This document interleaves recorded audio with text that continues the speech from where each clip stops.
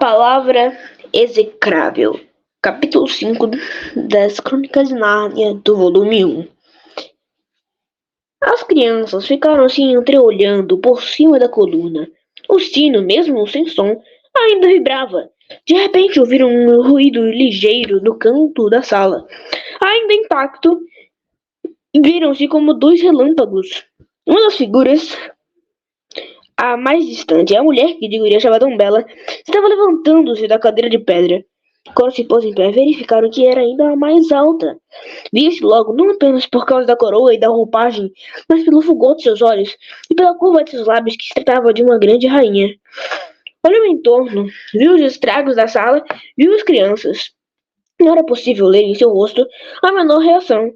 Avançou com passadas longas e ligeiras. Quem me acordou? Quem quebrou o encantamento? Acho que fui eu, respondeu Diggory. Você! Disse a rainha, colocando no ombro do menino sua linda mão alva. Seus dedos, no entanto, eram mais fortes do que pinças de aço. Você? Mas você não passa de uma criança comum. Qualquer pessoa vê logo que não tem nas veias uma só gotinha de sangue nobre. Como uma pessoa assim ousou penetrar no meu palácio? Viemos de outro mundo por meio de magia, disse Polly, achando que já era tempo de a rainha dar-lhe alguma atenção. Isso é verdade ou mentira? Perguntou a rainha, olhando ainda para Diggory, sem sequer espiar Polly com o canto do olho. É verdade, disse ele. A rainha com a outra mão levantou o queixo do menino, a fim de melhor observá-lo. Diggory tentou encará-la, mas também não resistiu e baixou os seus olhos. Havia nos olhos alguma coisa que o sobrepujava. Depois que o examinou durante 1 minuto, soltou-lhe o queixo e disse: Não tem nada de feiticeiro, não tem a marca, só pode ser servo de um feiticeiro. Só por intermédio de feitiçaria alheia conseguiu viajar até aqui. Foi o tio André que me enviou para cá, disse Diggory. Nesse momento, não propriamente no salão, mas de algum lugar bem próximo, chegou um ribombar, depois de um grande estalido e, em seguida, o estardalhaço de alvenaria, desabando. Estamos correndo grande perigo, disse a rainha. O palácio todo está prestes a ruir. Temos de sair logo daqui, para não ficarmos enterrados nas ruínas. Falou com maior calma, como se estivesse apenas comentando o tempo. Vamos, acrescentou, nas mãos das crianças. Polly, que não estava gostando nem um pouquinho da rainha, não lhe teria dado a mão, caso pudesse opor alguma resistência. Apesar da fala morosa, os movimentos da rainha eram mais ligeiros que o pensamento. Que mulher mais desagradável, pensou a menina, com uma torcidinha. É capaz de quebrar o meu braço. E agora que ela me agarrou, não posso mais alcançar o anel amarelo. Se eu esticar o braço do teu bolso, vai perguntar o que estou fazendo. Aconteça o que aconteceu, não podemos revelar nada sobre os anéis. Espero que Diggory também tenha o bom senso de manter o bico calado sobre isso. Seria ótimo se eu pudesse falar com ele a sós durante um segundo. A rainha os conduziu por um comprido corredor, passando depois por um labirinto de salas, escadarias e pátios com frequência. Ainda ouvia pedaços do palácio se desabando. Às vezes, perto de um deles, um arco enorme despencou com um estrépito. Logo depois que haviam passado por baixo dele, tinham de apertar o passo para acompanhar a rainha, mas ela não mostrava o menor sinal de medo. Diggory pensando, que mulher mais corajosa e como é forte! É isso que eu chamo de uma ótima rainha. Tomara que ela nos conte alguma história desse lugar, porque deve ser muito legal. Enquanto andavam, ou podemos dizer, corriam, pelo menos tentavam, ela ia dando algumas informações. Essa é a entrada do calabouço. Esta passagem conduz à principal câmara de torturas. Esse é um antigo salão de banquetes, onde meu bisavô recebeu 700 convidados e matou a todos antes que terminassem de beber.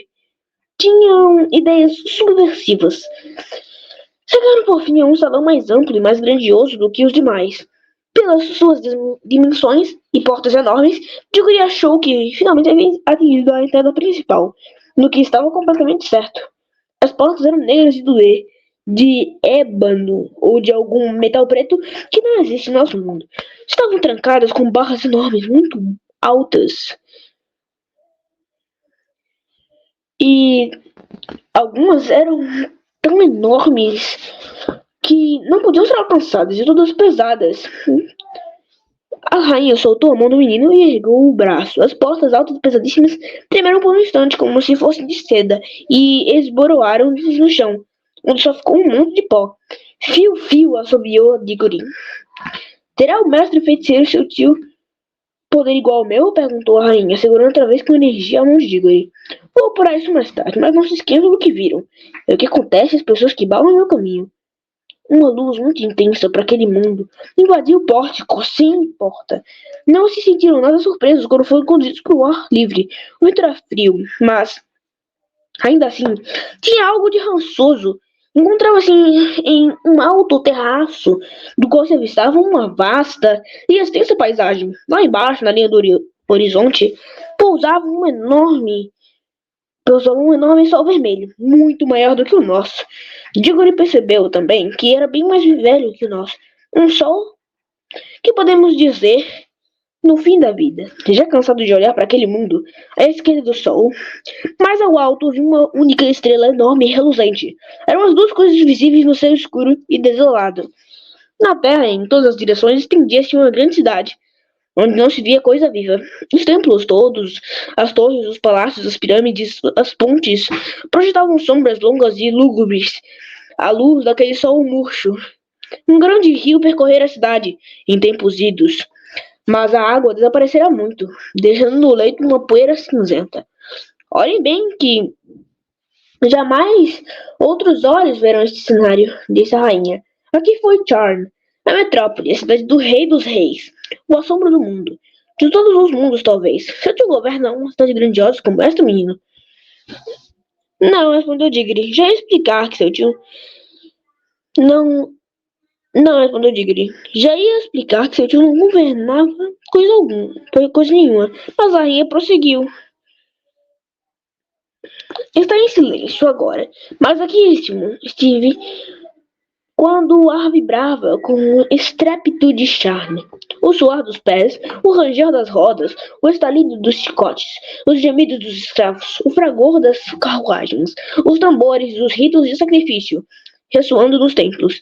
Aqui esteve, mas já era o princípio do fim. Quando o troar da batalha invadia as ruas e o rio de Charn corria vermelho, fez uma pausa e acrescentou.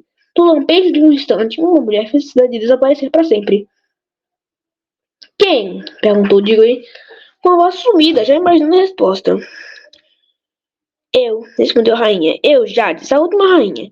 Mas a rainha do mundo. As duas crianças ficaram caladas, tiritando no vento frio. Foi culpa de minha irmã, prosseguiu a rainha. Levou-me a isso, que a maldição de todos os poderes repousa sobre ela eternamente. Eu estava decidida a fazer paz a qualquer momento. Sim, e estava também decidida a poupar-lhe a vida, desde que me entregasse o trono. Mas ela não quis, seu orgulho destruiu o mundo todo. Mesmo depois de ter começado a guerra, firmou-se o juramento solene de que ninguém se utilizaria de magia. Quando ela quebrou o juramento, o que eu estava a fazer? Desvairada, como se ignorasse que eu possuía meus poderes, e mais do que ela, e não ignorava também que eu possuía o segredo da palavra execrável. Teria pensado, sempre fui uma fraca de espírito, que eu não usaria o meu poder final. Qual era? Perguntou Diggory. O segredo de todos os segredos. Sempre fui do conhecimento dos grandes reis da nossa raça. Existia uma palavra. A qual, se pronunciada com as cerimônias adequadas, destruiria todas as coisas vivas, menos a pessoa que a pronunciasse. Os antigos reis, entretanto, eram débeis ou compassivos e comprometeram a si mesmos e a todos os que os sucederam com grandes juramentos de jamais nem mesmo buscarem a ciência dessa palavra. Mas eu tomei a ciência dela num lugar secreto e paguei terrível preço por isso. Não a usei, até que fui forçada a fazê-lo.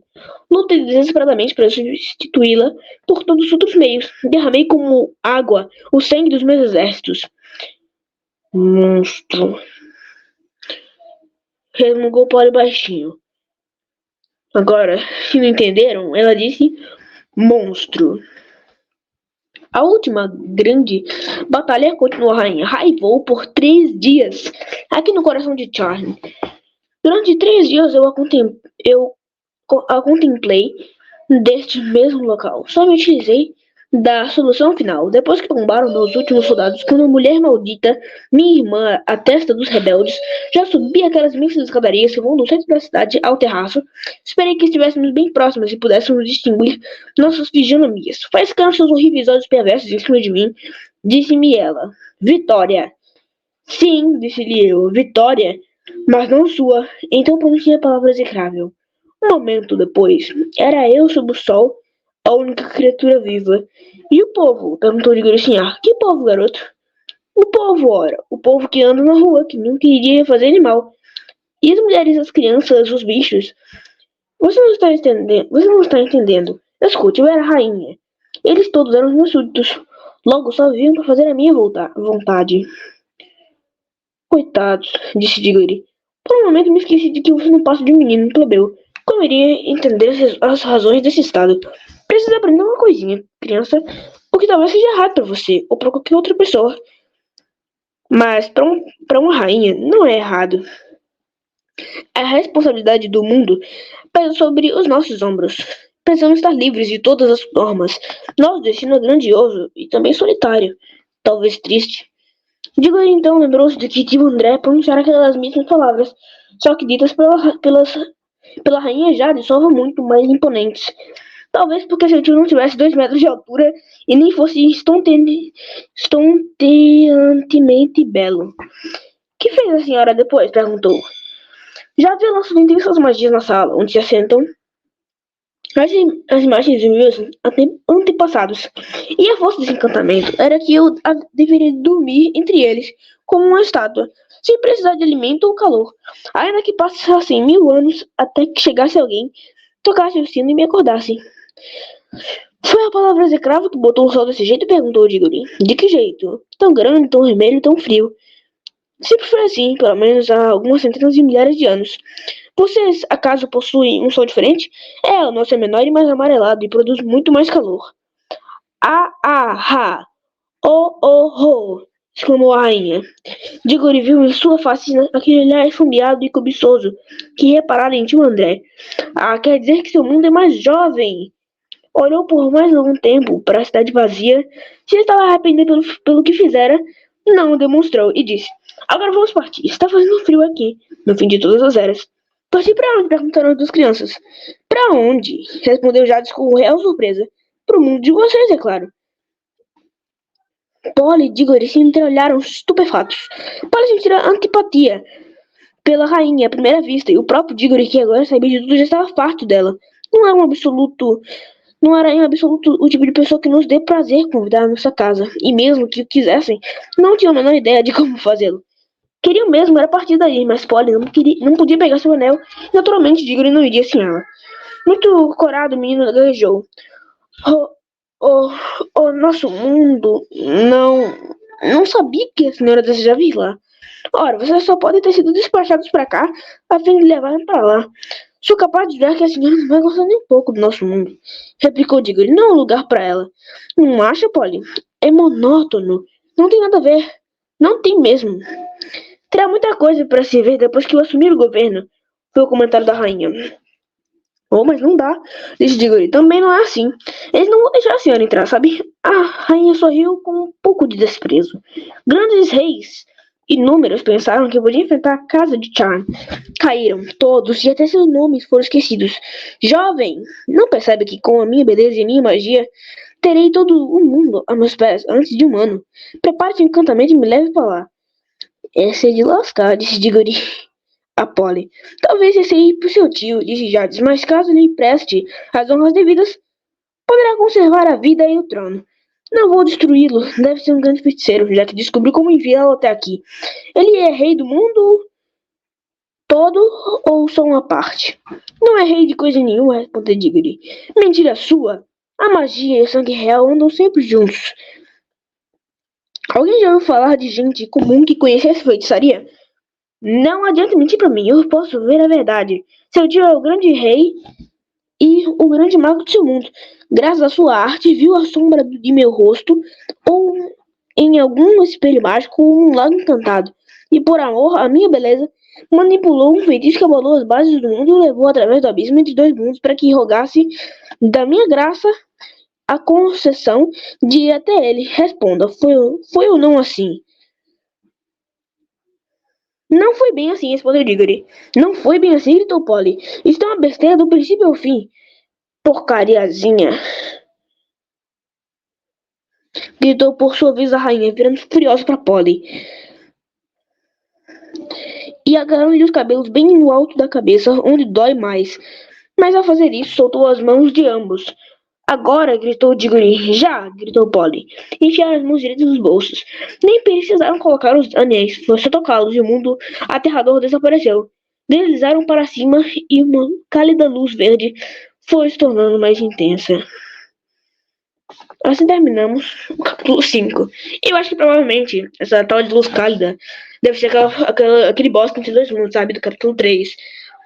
Aí, se você é novo assim e tá vendo esse capítulo que eu acabei de ler, eu recomendo, para entender mais essa coisa de luz cálida verde, e ver o capítulo 3.